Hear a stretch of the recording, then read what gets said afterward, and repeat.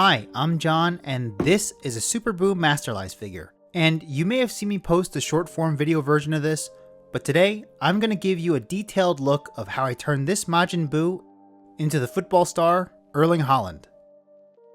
Or at least the meme where everyone says that he looks like Majin Buu. And I say detailed look because in the short, I sort of glossed over some of the troubles that I went through, so stick around to the end, and let's get started.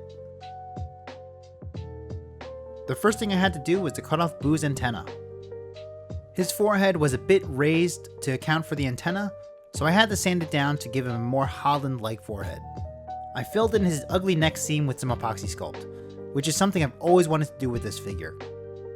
The neck seam bothered me so much, and I'm glad that this gave me an opportunity to fix it. To make Haaland's jersey, I filled in all the muscle definition, but avoiding sculpting on top of the muscles to give the appearance of a relatively tight fit jersey.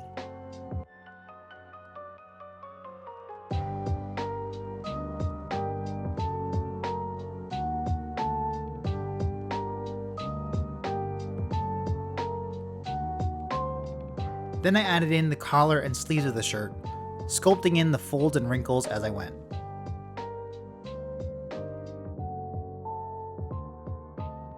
Speaking of wrinkles, I added little noodly bits all over the shirt to make additional wrinkles and folds, especially tucking in the shirt into his belt.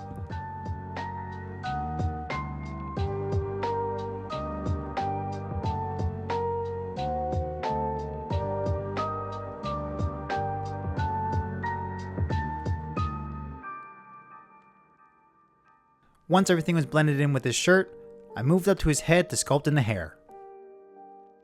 I debated not adding any hair to the sides and back since Haaland also has a pretty tight fade, but I think the figure looks a little bit better with some hair. Then to add in the top of his hair, and use a silicone sculpting tool to sculpt in the hair strands.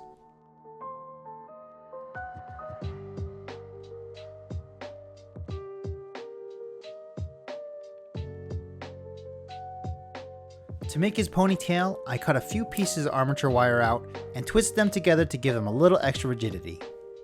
Then I added some epoxy sculpt to them to use as a base, and slowly added texture and noodly bits to it to give him some extra volume.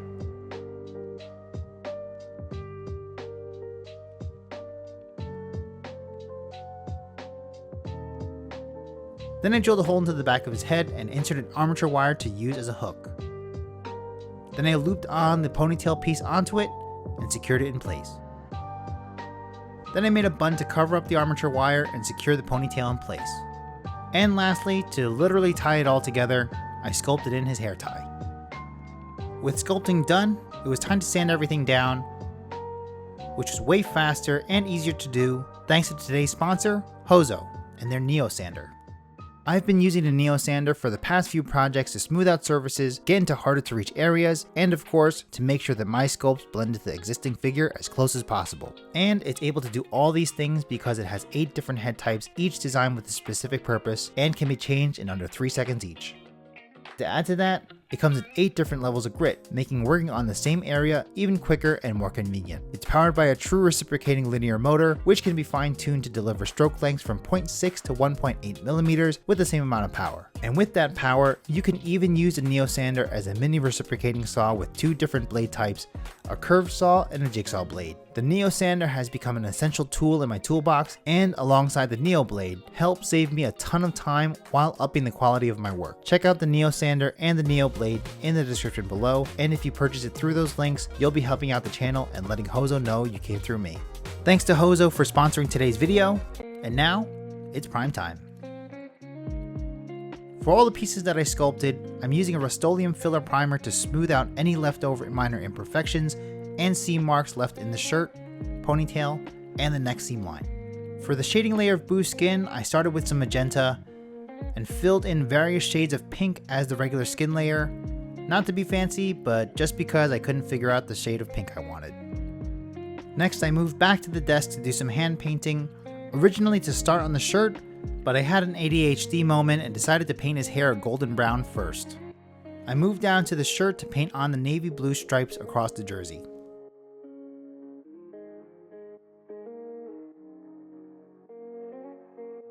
To make sure the stripes were straight, I covered the navy blue stripes with some masking tape and airbrushed on some white to make the white borders.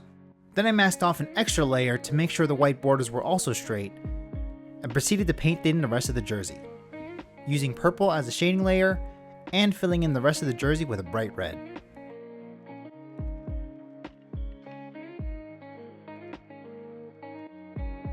Now is the moment of truth to make sure my stripes came out all right. Oof. Some of the paint came off, most likely because I didn't leave enough curing time or a heavy enough clear coat. That's what I get for rushing. No big deal though, I just had to make a few touch-ups along the way. Moving on to the finer details, I had to add on the logos to his shirt, which I printed out on some water decal paper and used my sister-in-law's Cricut to cut them out. Putting the little logos onto a shirt was no big deal.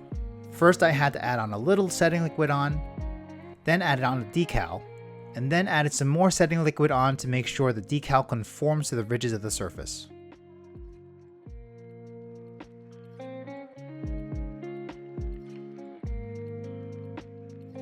But adding on the number was a whole different story.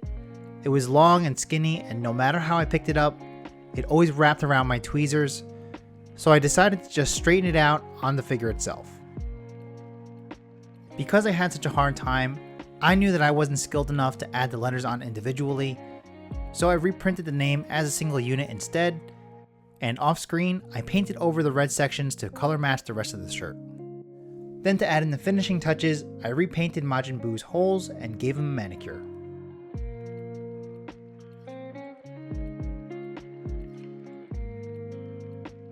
Then I painted in his hair tie, which some folks pointed out to me is the wrong color, so I'll fix that in post, and dry brushed on the highlights on his hair.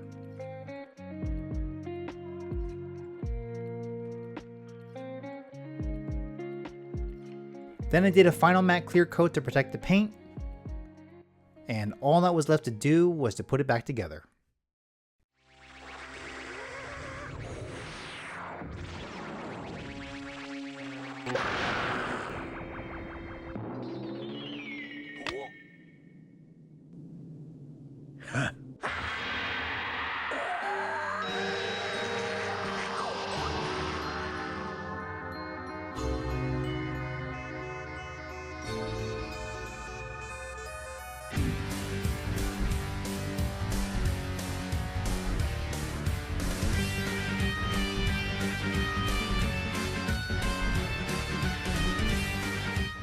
Here's the final result.